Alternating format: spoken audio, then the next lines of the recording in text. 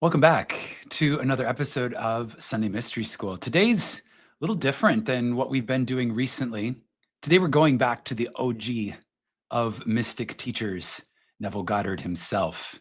And we're going to be teaching straight from the treasury. So welcome everybody. So glad you're here with me this morning. Welcome also to the members of the channel Mastermind in the Zoom room who have joined me for this broadcast. We're going to talk to them a little bit later in the episode. But first, I want to start just by giving a little bit of an introduction about Neville, about this passage that we're going to talk about, particularly from the Power of Awareness. That's the book that we've chosen from Neville. We're going to talk a little bit about that, set the tone a little bit, and then we're going to get into it. We're going to read from the text and explore some of the diamonds that Neville has given us. Okay, so let's go ahead and start by talking just a little bit about Neville. So if you're on this channel, chances are you are no stranger to the work of Neville Goddard. And it's become clear that as the years go by, his work is only rising in stature. More and more people are finding it. More and more people are tuning into the wisdom of what it is that he teaches. And also, it's important to be balanced in our assessment and also point out that more and more people who are coming into contact with the work of Neville Goddard are also misunderstanding the work of Neville Goddard. There's a lot of people who come into these ideas about consciousness being the creative power of reality and about using imagination to create your experience of life. And, without proper grounding about what that actually means, it can be easy to become confused. And then in that confused state, to blame the teachings or to misunderstand the teachings and to, spiral into a place where maybe, they feel like they were better off before I've even heard people say that, like, I'm better off before I found this imagination creates reality stuff. Okay, so this is one of the reasons why we're coming back to the basics today, to talk about OG Neville. Because really, Neville, what he's teaching is so pure and simple, there's really no reason to be confused by it. There's a signal underneath his words that is really clear and really pure. And so we're going to do our best today to surface that signal and to explore through updated modern language what it is that he is really saying. Okay, so today we're going to go into The Power of Awareness, which is a book by Neville. I think it's 1950 something, maybe 1953 book by Neville. And this book I've read on my channel and broken down in chapter by chapter, 20-minute videos. I go chapter by chapter, 20-minute videos. It's called Daily Neville. And so if you want to go deeper than where we're going today in this live stream, you have the opportunity to go check out that series. It's a series of 20-something videos, chapter by chapter from The Power of Awareness.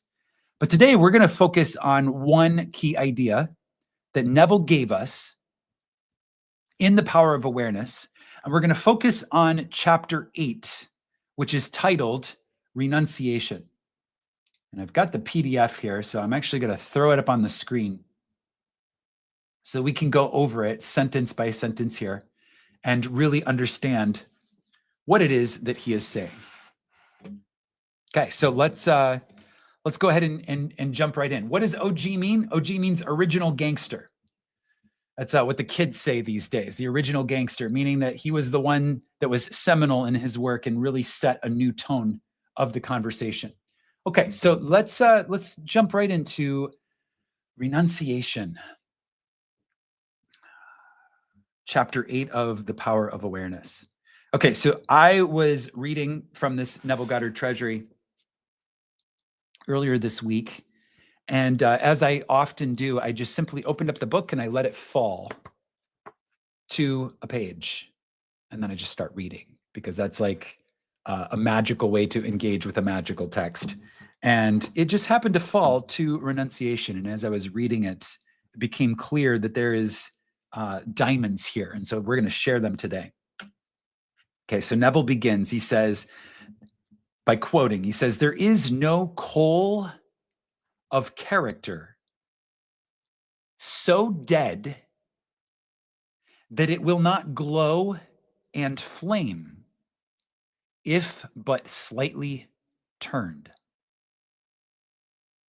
Okay, so how many of you have sat around a campfire and the evening is getting late, the campfire is growing low, and then you reach out with a stick and you poke one of those coals, and simply by turning it just a little bit and oxygenating it, all of a sudden it begins to spark and glow and flame again.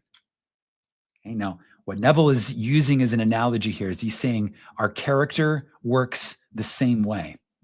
Character in general, right? The character of others, the character of ourselves works the same way. There's no coal of character so dead that if you poke at it, it will not begin to glow and flame again. The next thing he says is a quote from the Bible that says, resist not evil. Resist not evil.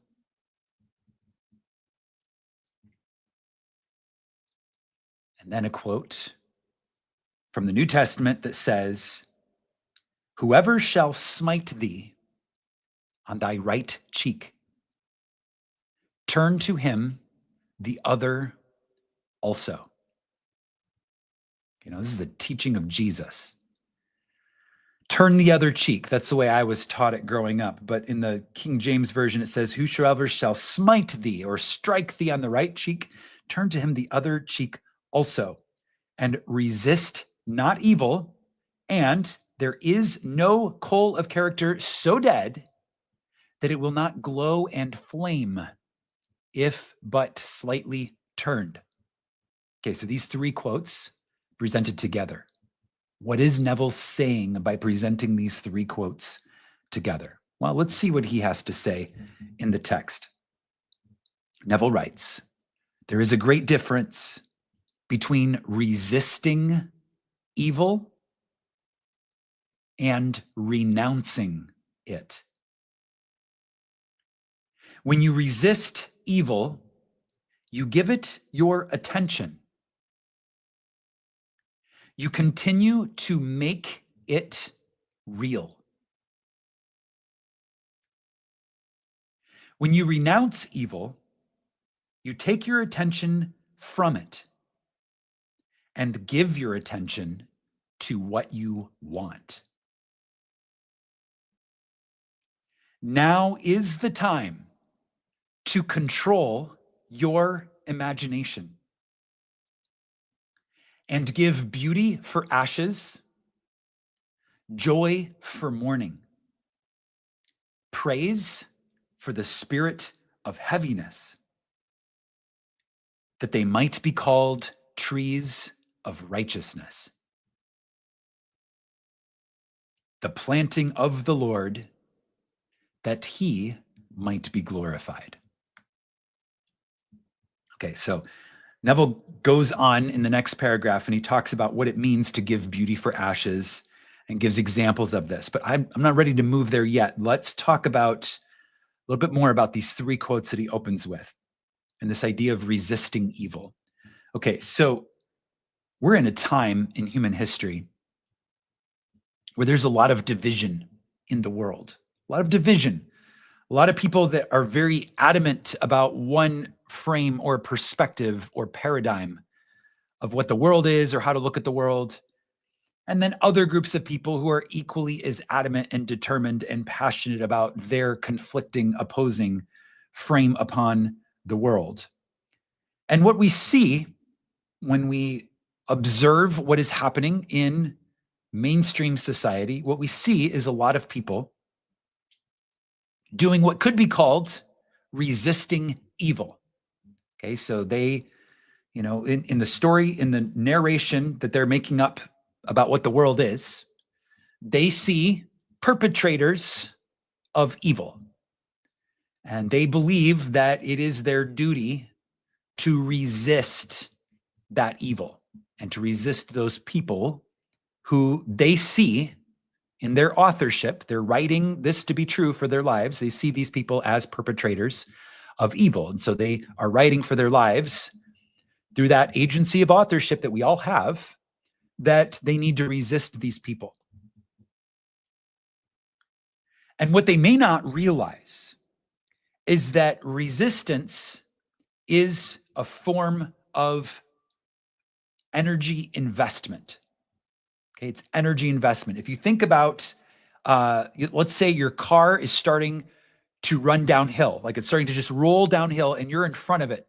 And so you decide to try to stop this car that's rolling downhill against you, right?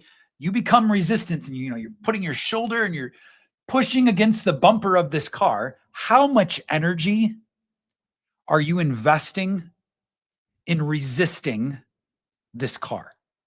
Okay, probably all of your energy. You're probably literally investing all of your energy pushing against this thing. Okay? Resisting something gives all of your energy to it. That's the nature of resistance. That's physics. That's just how this works. When you resist something, you give it your energy. Okay? When you think about, someone who has done you wrong, and then you really dislike this person, but you become obsessed with them. You're just thinking about them over and over and over. Now they're, what the kids say, living rent free inside your head. Okay, which means now you're just giving them their energy. They're not even in the room with you. They're probably forgotten about you and gone off, right? Like think about someone who cuts you off on the highway and you just can't stop thinking about it, right? They're just on living their day. They're not thinking about you, but you're thinking about them and you're giving them all of this psychic energy and they're just living rent free inside your head. Okay, so this is an invitation, what we're talking about now, this invitation to become more aware of our energy and how powerful it is and the ways that we can leak it or invest it into what we don't want, even if on the surface it looks like, we think that resisting is somehow going to keep it from happening. But the higher order truth says that what we resist persists. And what we fight will just create more battles. Okay, so, the only winner in the war on drugs was drugs, right? The war on drugs just created more drugs. Okay, so the war on anything is only going to create more of that thing. Okay, so from the mystic's perspective, we have to understand that we are asked to rise above the thing and not to resist it, but to renounce it. Okay, so what does it mean to renounce something? So Neville says renouncing evil or renouncing what we don't want is taking our attention away from it. Taking our attention away from it. My favorite analogy for the power of attention, in addition to calling it the most valuable currency we have, because it is, but there's another analogy here. I like to think of our lives and our minds as a garden. And what we place our attention on, our attention could be a hose of water that we're holding. And so whatever we're looking at in the garden of our lives and minds, that hose of water is watering. Okay, so when we are looking at something, whether we're looking at, let's say we're looking at a patch of weeds, right? And so we're staring at these weeds and we're like, why are you growing in my garden? Okay, that whole time that we're staring and condemning the weeds, what are we also doing? We're watering them, which is not what you want to do to something that you don't want to grow in your garden. You don't want to water it, right? Okay, so what do you do instead? You completely remove your attention from it, and instead you begin to water what you do want. You begin to water with the water of your attention, right? The currency of your attention. You begin to flow that into that which is lovely, that which is beautiful, that which is of good rapport. And you completely ignore that which is anything less. And by starving it of your attention,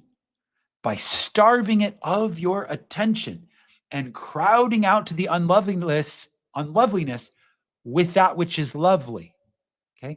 That is how the mystic rises above and transcends and creates a new world full of what we do want. Okay, now the Bible describes this as giving beauty for ashes, joy for mourning, praise for the spirit of heaviness, that they might be called trees of righteousness, the planting of the Lord, that he might be glorified. Okay, so the Lord is right consciousness. Okay, so right consciousness focuses on what we do want.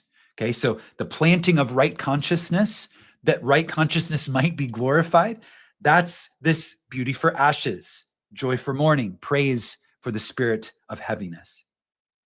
Okay, so let's continue with Neville's words here. Neville says, "You give beauty for ashes when you concentrate your attention on things as you would like them to be, rather than on things as they are. You give joy for mourning when you maintain a joyous attitude regardless of unfavorable circumstances. You give praise for the spirit of heaviness, right? Give, so you're exchanging. Oh, spirit of heaviness. Instead, I'm going to choose to express praise. Okay, the spirit of mourning, I'm going to choose to express joy. Oh, ashes, right? That which is burned down and no longer exists, let me give beauty, right? It's an exchange. You give praise for the spirit of heaviness when you maintain a confident attitude instead of succumbing to despondency. In this quotation, the Bible uses the word tree as a synonym for man. You become a tree of righteousness, which is right consciousness. Okay, this is not about morality, it's about right consciousness. You become a tree of right consciousness when the above mental states are a permanent part of your consciousness. Okay, so right consciousness is these things. It's beauty for ashes, joy for mourning, praise for the spirit of heaviness. Okay, that's right consciousness.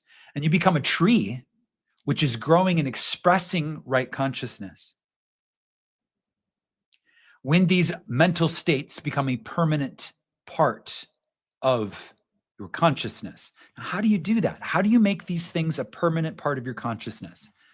Well, a lot of it comes down, quite practically, to practice. It really does come down to practice. It comes down to experiencing whatever life is going to give you and then choosing to exchange it for what you do want. And then just practicing doing that over and over again. Over and over again. Also comes down to mental diets. That's another way to say what he's talking about. Resist not evil. Okay, so your mental diets. Okay, so the whole idea is to feed. I keep seeing people, oh, this showed up in my feed today, right? It's like the words just leak out, what's happening here. This showed up in my feed today. Oh, what are you eating? Right? What are you eating? Well, it's not eating for biological processes. It's eating for my awareness. What am I feeding into my awareness? Okay, so that's what all these social media feeds are doing. They're feeding something into your awareness. Okay, so it's showing up in your feed. Okay, so your tree is being fed, right, by your feed, and you get to choose your feed. So when you choose a feed that is nutritionally rich, a balanced diet of joy, beauty, praise, right? Now you're exhibiting and expressing right consciousness. Now you are a tree of right consciousness growing in the garden of God.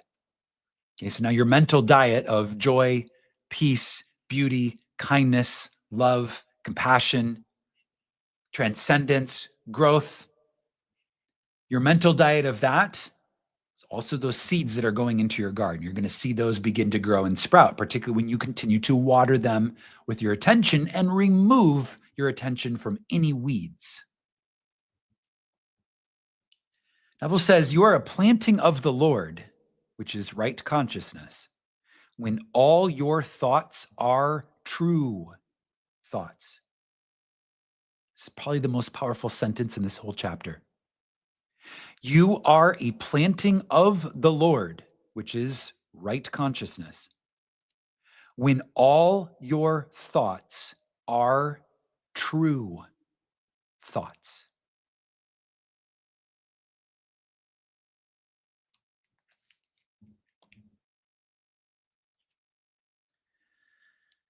This suggests, implies, tells us that only what is good and lovely and beautiful is true. Only what is good and lovely and beautiful is true.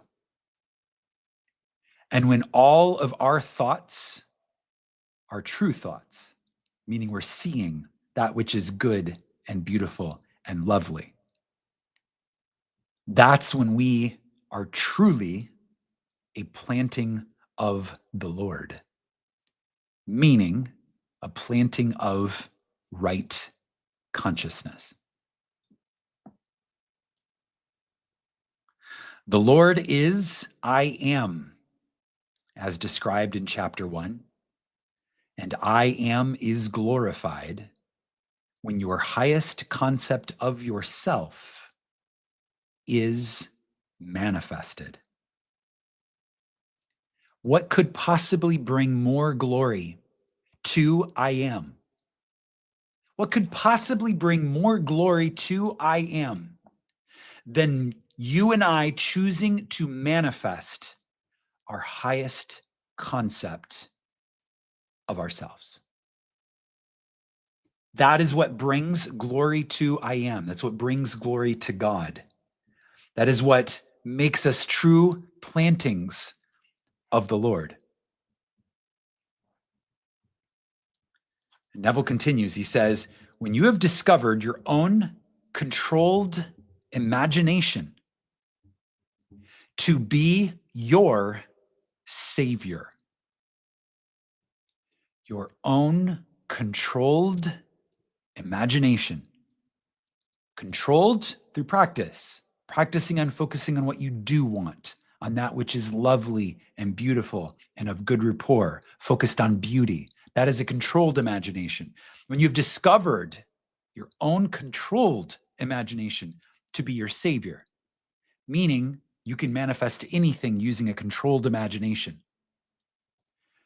that's when your attitude will be completely altered without any diminution. There you go, dimming of religious feeling. And you will say of your controlled imagination, behold this vine. I found it a wild tree whose wanton strength had swollen into irregular twigs. But I pruned the plant, and it grew temperate in its vain expense of useless leaves, and nodded, as you see, into these clean, full clusters to repay the hand that wisely wounded it. Okay, let's lean into this gardening metaphor. Okay, so I'm not an expert master gardener by any stretch, but I do understand some very basic ideas about gardening. And one of the things that I understand about gardening that applies to our imagination as a one-to-one metaphor is that certain plants, when they're growing, when one of the branches or leaves die, and you are able to cut or trim or prune those dead branches, those dead leaves, it frees up the vital energy of the plant that was otherwise being misdirected into dead things and allows it to invest more of that life force energy into the aliveness of the plant or into producing fruit.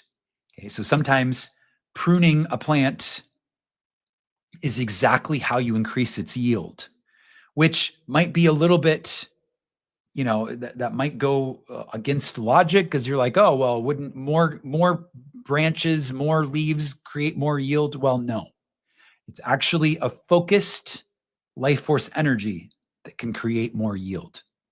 So how does this apply to the imagination? Well, speaking from experience, sometimes, I'm just walking throughout my day and I just have this weird track happening in my mind where I'm just thinking about something that honestly, when I catch myself, I realize is vain, useless, wasteful expense of my imagination, meaning it's neither here nor there.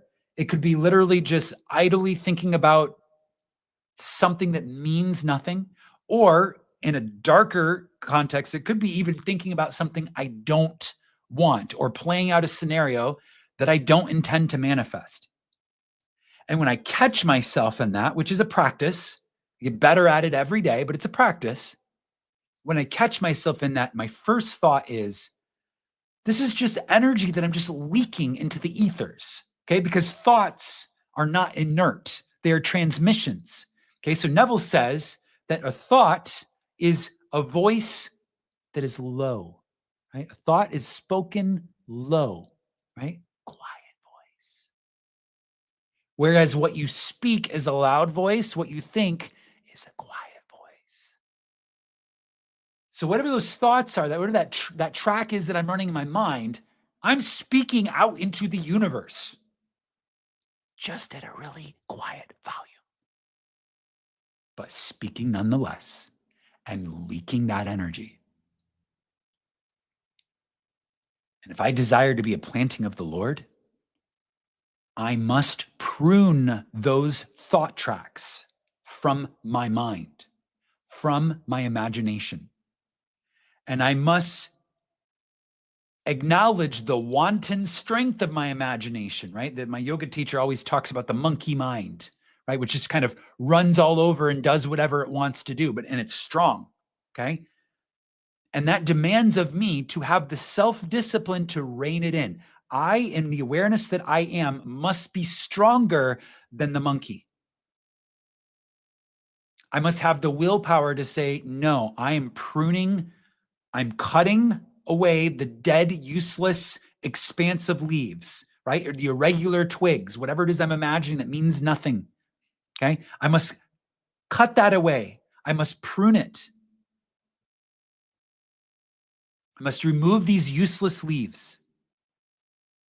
And when I do this, now I am reclaiming that life force energy that is expressing itself through my imagination, noon, night, and day, as Neville says.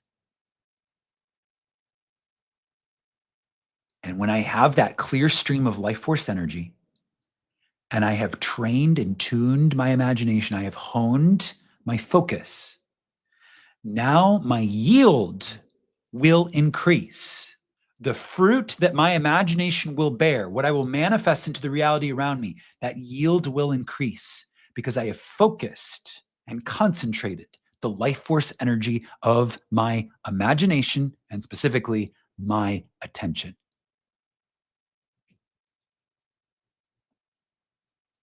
Behold this vine. I found it a wild tree whose wanton strength had swollen into irregular twigs. But I pruned the plant, and it grew temperate in its vain expense of useless leaves, and nodded, as you see, into these clean, full clusters to repay the hand that wisely wounded it.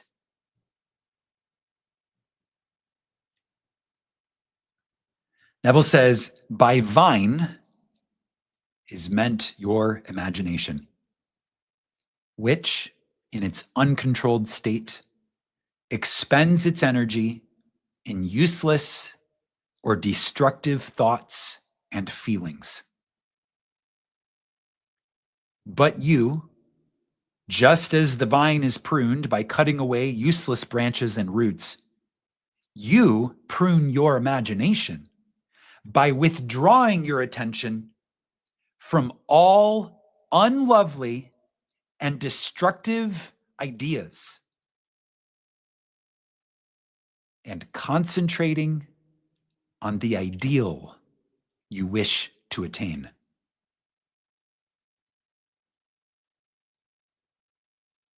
The happier, more noble life you will experience will be the result of wisely pruning your own imagination.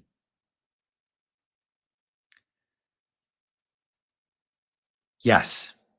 Be pruned of all unlovely thoughts and feelings, that you may think truly, and thy thoughts shall the world's famine feed.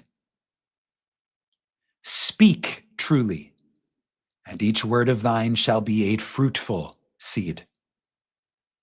Live truly, and thy life shall be a great and noble creed.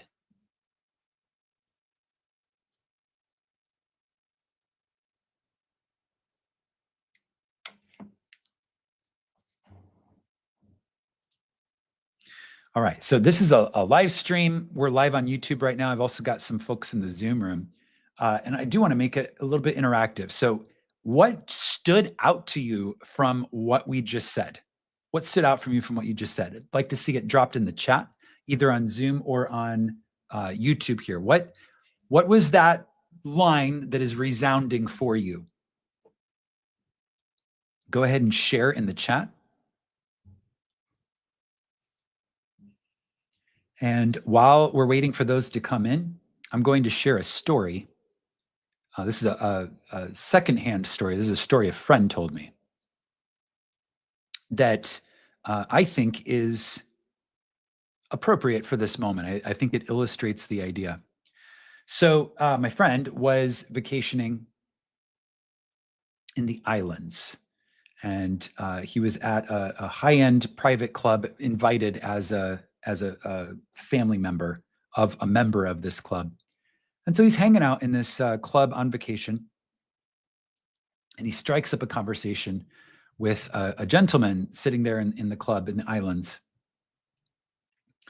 And in the conversation, my friend shares that he's writing a book and also starting a business with a product that's focused on meditation and visualization. My friend's a Neville guy, right? So that's just like what he does. And so, they strike a conversation, and they're talking about meditation and visualization, and the different concepts around that. And so my friend asks this man at the club, he says, so do you meditate?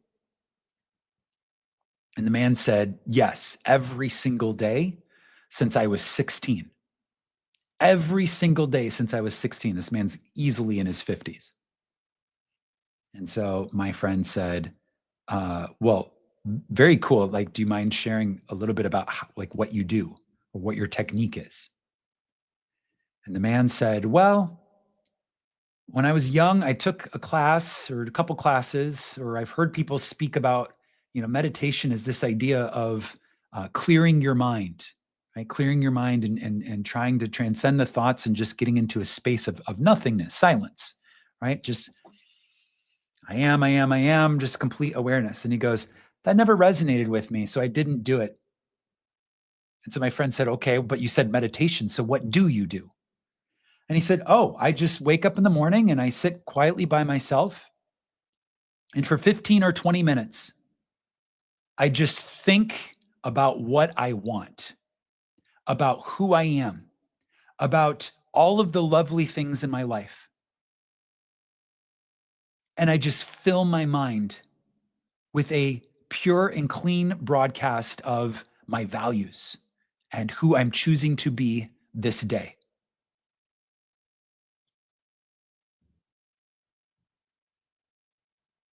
Later, my friend found out, just through circumstances, that this man he was talking to was a C-suite executive in one of the world's most well-known, valuable companies. It's multinational. If I said the name, you would recognize it immediately. So this man was the definition of an ambitious high performer. And he had reached what many people would consider the very heights of success, particularly in the material world. I mean, this man's worth hundreds of millions, billions of dollars. And he had done so by doing what Neville is telling us to do in this chapter, renunciation. Instead of just clearing his mind and thinking of nothing or focusing on what he didn't want, his daily practice for decades was sitting down in the morning in the silence and thinking about who he's choosing to be.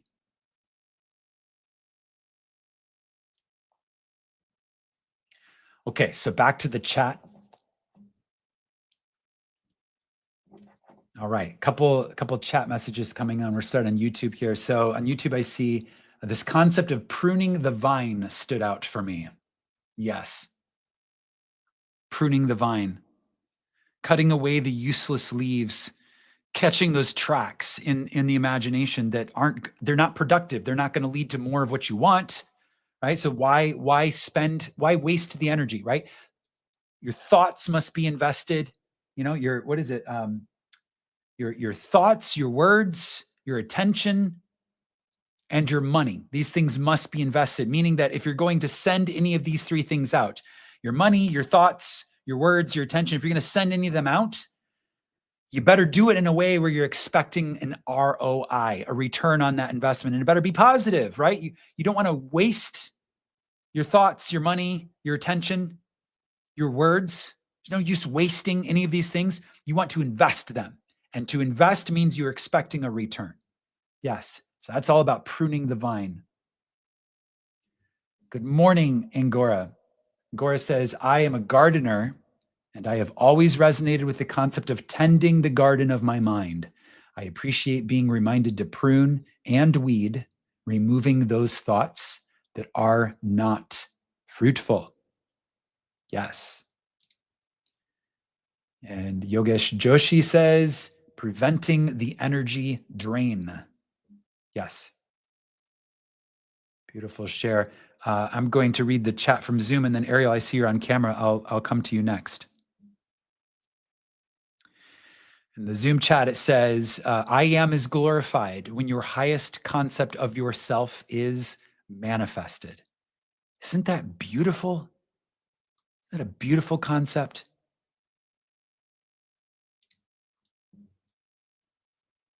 Yes.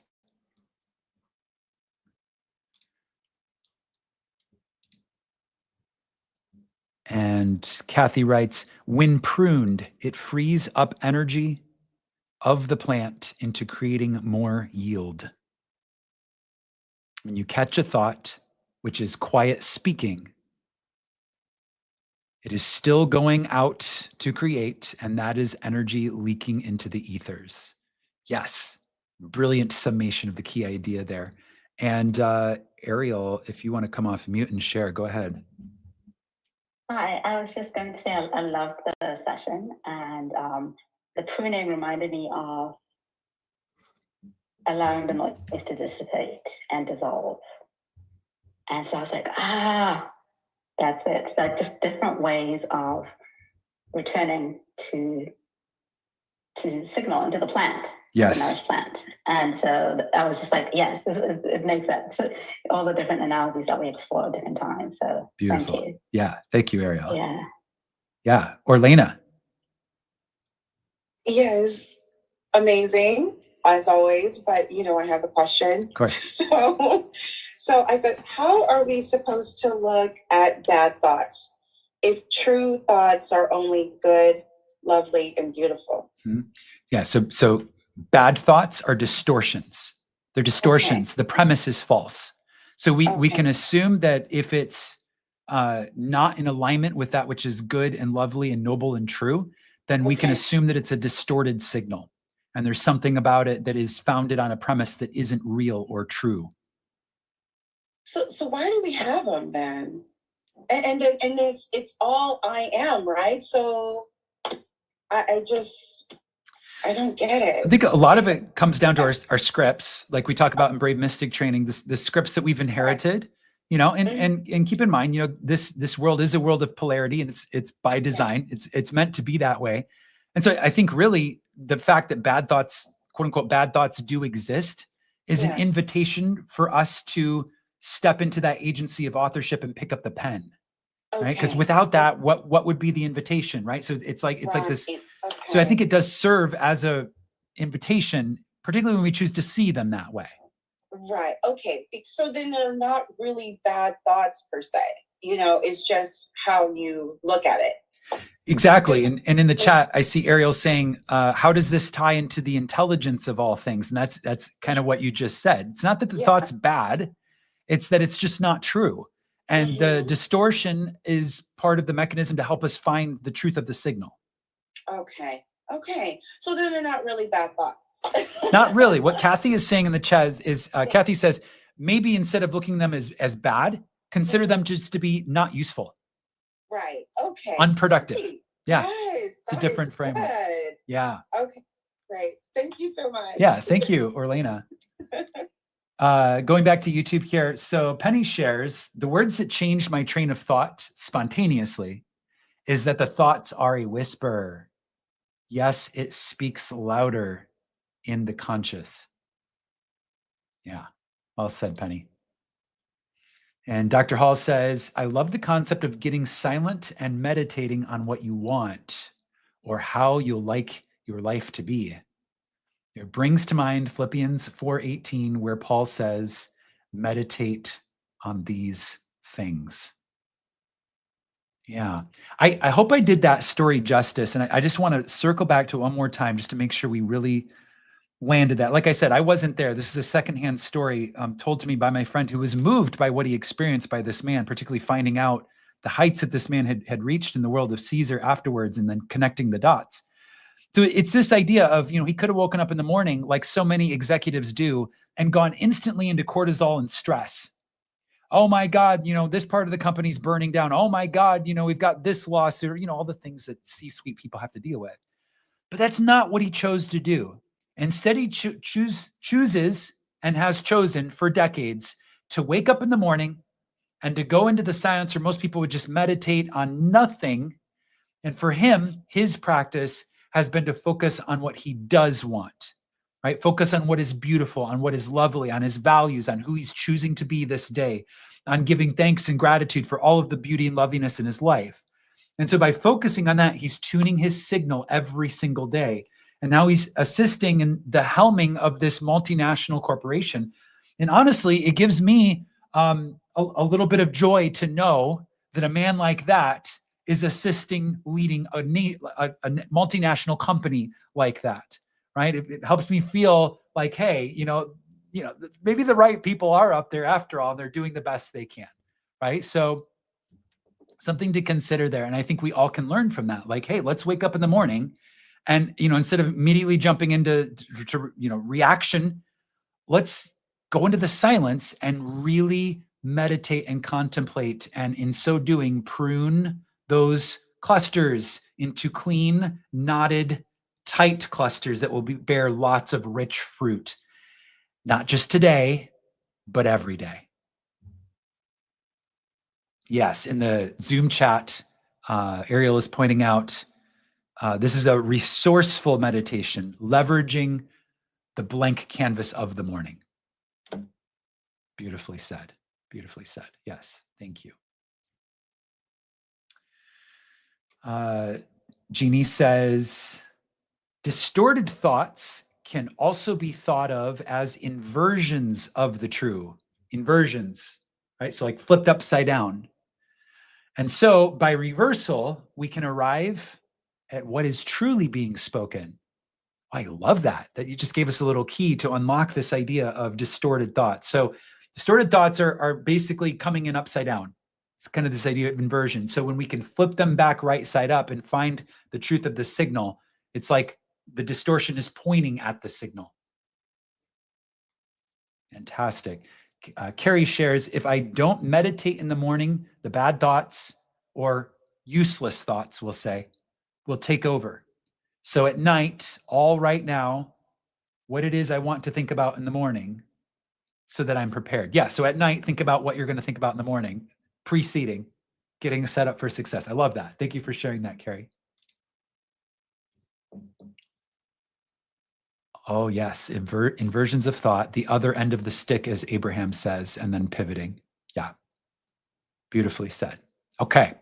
All right, my friends, that's the transmission for today. This idea of renouncing evil, which is not resisting, but instead choosing to be the author and to completely cut those things out of your story altogether and focusing on what you do want. Yes. Okay. I look forward to seeing you all next time. And until then, imagine wisely, my friends. Focus every day on what you do want.